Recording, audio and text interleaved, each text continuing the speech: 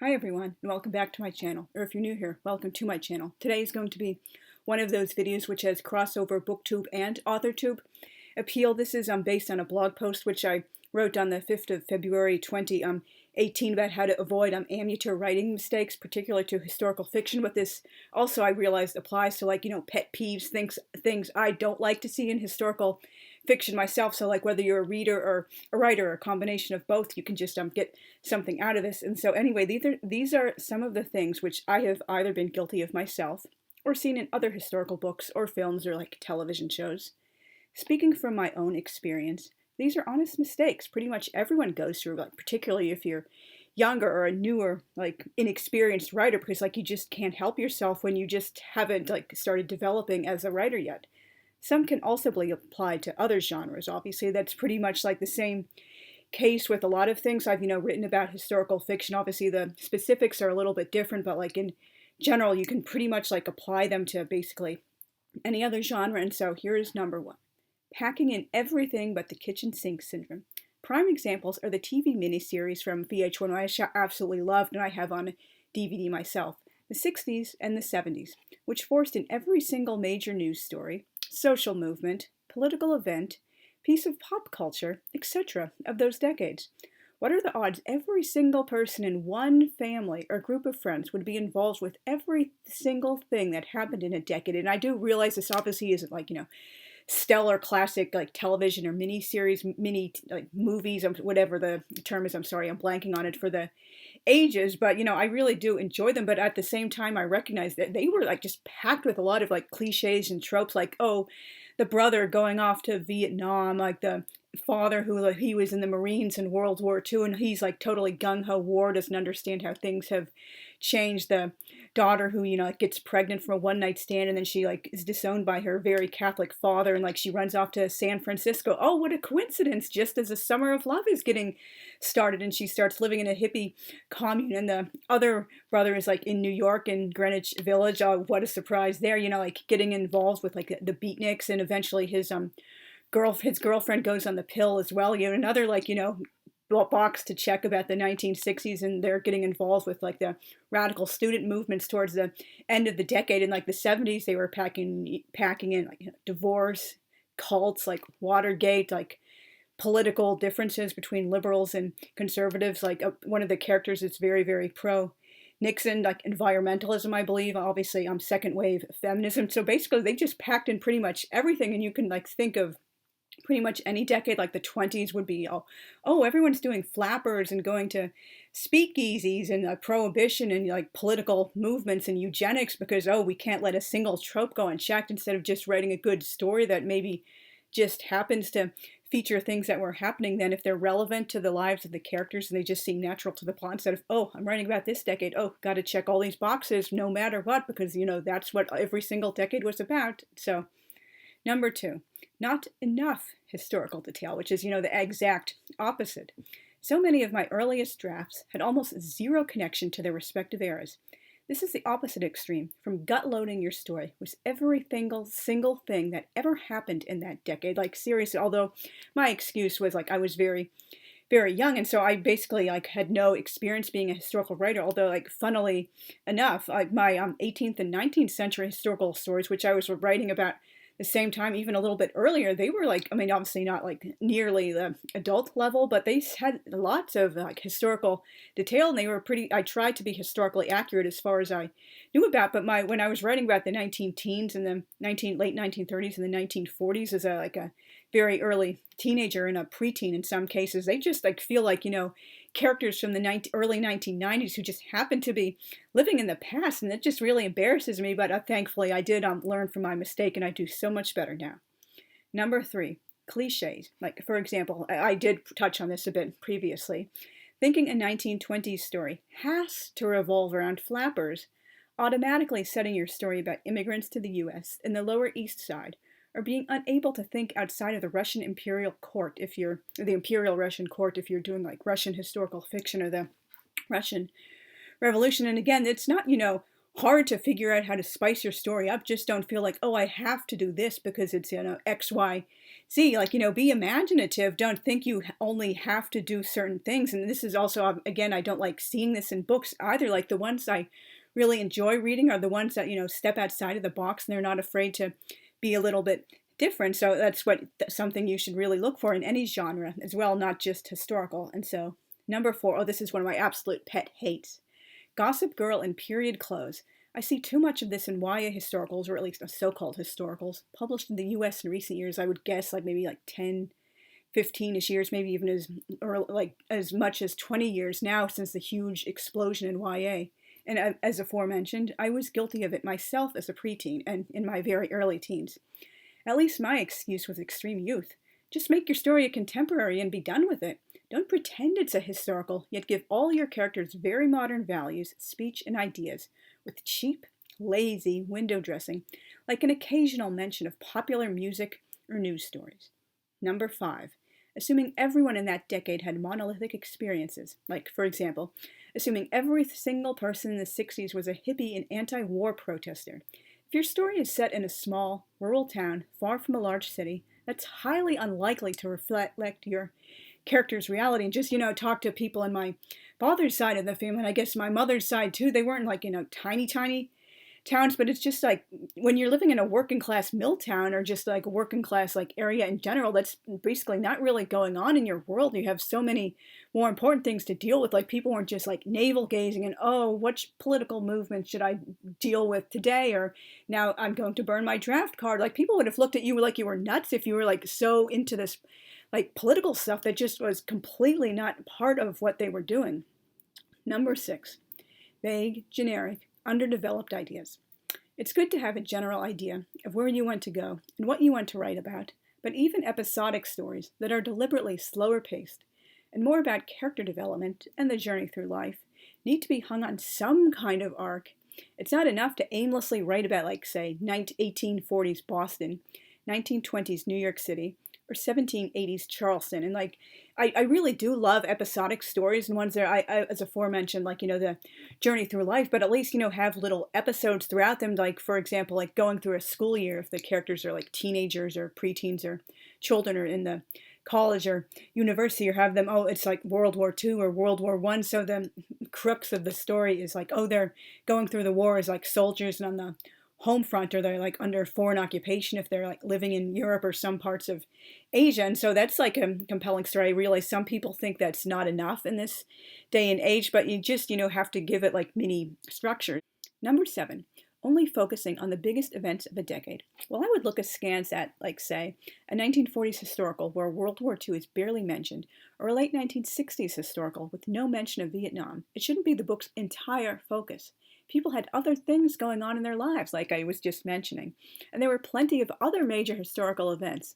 Your book doesn't have to revolve around Vietnam, flappers, or the Spanish Inquisition, although that's kind of setting up for a joke. I didn't mean it at the end. No one ever expects the Spanish Inquisition, and also that's kind of I didn't realize that or mention it at the time I wrote that blog post. That's a really Western-centric view of the world, assuming a story has to be set in North America or Europe, and that just basically leaves out huge swaths of the world, like Asia, for example. There's so many different regions and countries within Asia, and Africa, that's pretty much very, very overlooked within historical fiction. But if you do know some really good books in that example, African settings for historical fiction, let me know in the comments. And South America, Latin America, Central America, Mexico, the Caribbean, you really, really don't see a lot of that in historical fiction, and I really wish that would change. Think outside of North America and Europe, and obviously some people do. It's popular China and Japan, a little bit Korea, and maybe sometimes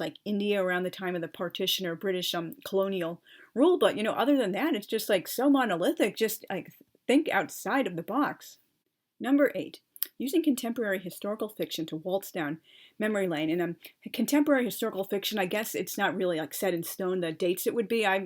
For me personally, I would think maybe 1960 or so until the late 1990s, maybe even the very early 2000s, depending on the historical event in the story. Obviously, like if it's that, recent in time, it like has to revolve around a specific like major event, like, for example, like the war in Afghanistan or 9/11 or something like that. It can't just be, oh, it just happens to be set in 1998 for no real reason, unless it's like a family saga that's like set over many, many decades and it eventually gets to that era. But so anyway, like there has to be a real reason your story is set in the last few decades. Beyond happily name dropping all your favorite bands, movies, and TV shows, and rattling off jokes about then current events, don't force all your memories and fave raves into the story. And that really does like quickly date a lot of contemporary books, and that's one reason I really haven't really, liked them. I mean, not that I hate them or deliberately avoid them. It's just not really my thing, particularly when I like read a contemporary book and it's just like gut loaded with contemporary references, and like, yeah, maybe I might understand them because they're happening now, but some fly over my head because I, pride myself on living under a rock. I almost never see any movies in the theater. I don't really watch any current television shows beyond like, Food Network and things like that. So not really any like, sitcoms or dramas that are contemporary. I don't keep up with modern music. It's been like, 20 plus years since I last listened to like the top 40 or the top 100 radio countdown of pop music, or even listened to any, contemporary radio stations. But so anyway, like kids or anyone of any age, like depending on the age group for the book, they might understand it now. But like, do you really expect people to like understand all these like pop culture references if they're like reading the book in 20 years? So if you want your book to be like good for all time and not like quickly date and feel like, laughable, if kids these days can't relate to it, just like leave out a plethora of like, contemporary references. Or if it's contemporary historical fiction, just, like make it relevant to the story instead of, oh, I love this band in the 60s, or this was my favorite TV show in the 70s, or like I love these Saturday morning cartoons in the 80s or whatever. So I'm just going to like name drop them for absolutely no reason, just dump them on the page. And when I was writing my contemporary historical little ragdoll, which is set from 1959 to 1974. Yeah, it was a lot of fun to like frequently like incorporate and mention a lot of the 60s music, my favorite era for music in the early 1970s as well. But they had to be like a reason. It's not just, oh, we're just going to randomly talk about the Beatles or like name drop all these albums we're listening to, or like all these current events or whatever. No, it had to be like a natural part of the characters in the storyline, not just, oh, here's a list of albums and I'm just showing it because I'm referencing it and I like them. Number 9, reading too much and understanding too little. That is, failing to research important details. For example, seeing a list of movies from a certain year and having your characters see them months before they were in theaters, or having guys of all ages randomly being drafted to Vietnam. I was so guilty of this myself when I was a lot younger and just, again, did not know any better. When I discovered how the draft lottery really worked, I had to make Ricky 2 years older than Adisha and Little Ragdoll. That important storyline and like major plot twist would not have worked had they been the same age. And like, again, like for example, I would look through not the TV guide, I forget the name of it. It was like a little insert that came with I believe it was the Boston Globe, which my family subscribed to or bought if we weren't subscribed to for many years. And it would just like have like talking about articles about like stuff that was going to be on television that week, and in the back they would have a list of what was on which channels. And so I would just like look through them and see the year, oh, people like this movie, or this movie was in a year, and I'm looking at these actors. So, and that basically, oh, those were the only actors I knew from that era. So those would be like, the only actors or comedians people would like or reference or talk about in my own books. And so I would really, you shouldn't write about things you don't really understand, like be at least familiar with it. Not that you have to like know every single thing about a decade, but, at least have more than like a surface familiarity and like know more than like a handful of like super big names like that. And I unfortunately, I love like classic film, but it's just like I was writing about things way over my head and that I didn't really understand. And that's one of many things that embarrasses me when I just look back at older drafts. Number 10, assuming your setting's modern-day demographics were historically true as well. Like about, let's say, like 5 years or so ago, I discovered Atlantic City had quite a large Jewish community in the first half of the 20th century, a far cry from its modern form. There were dozens of synagogues, many kosher restaurants, groceries, bakeries, candy stores, and I already mentioned restaurants, religious schools, and Jewish hotels and other businesses. Number 11, perpetuating popular misunderstandings. Example, having everyone marry by 18, and marrying your female characters to men several decades older. outside of royalty, high society, in the American frontier, and also medieval and Renaissance Italy, I've discovered this was, like rather common, like teen girls like marrying dudes who were like, 20 years older or so. Large age gaps weren't that common, and most women weren't married till their 20s.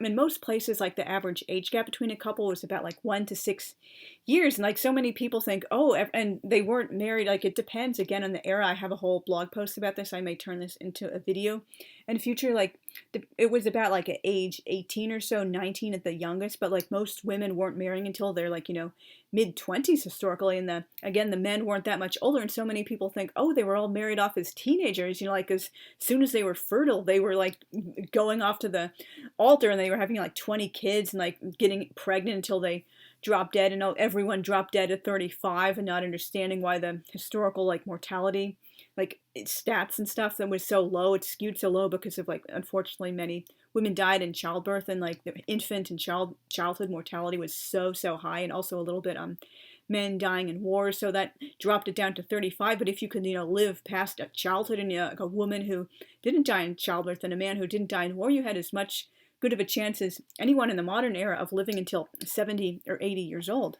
Thank you very much for watching. If you know any other like pet peeves or amateur writing mistakes in historical fiction, which I neglected to mention, please let me know down in the comments. I really like seeing comments from my viewers and subscribers, like to build friendships on BookTube and AuthorTube, and just I really love having conversations with these guys. If you enjoy content like this, please consider subscribing and hitting the notification bell. And as you may have noticed, I'm starting to upload more frequently. Like I had dropped off because I was kind of like depressed and like frustrated because my channel just hasn't been as successful as I had hoped it would be by this point. But that shouldn't deter me from like making content I really enjoy, and like hopefully like something will not go viral necessarily, but just like catch on and finally get me like a bigger audience and like more people commenting per video. And my confidence has gone up a lot since my ears are finally the same size. About like a year and a half after I started my stretching journey, they were like so different sizes, and it was really like tanking my self-confidence recently, even if people weren't probably like looking at my ears closely enough. But like I knew they were like so different in size, and now I am so thankful they're finally the same size. And like moving forward, this is really a huge boost for my self-confidence. And so again, thank you guys again very much for watching. I will see you soon. Thanks. Bye.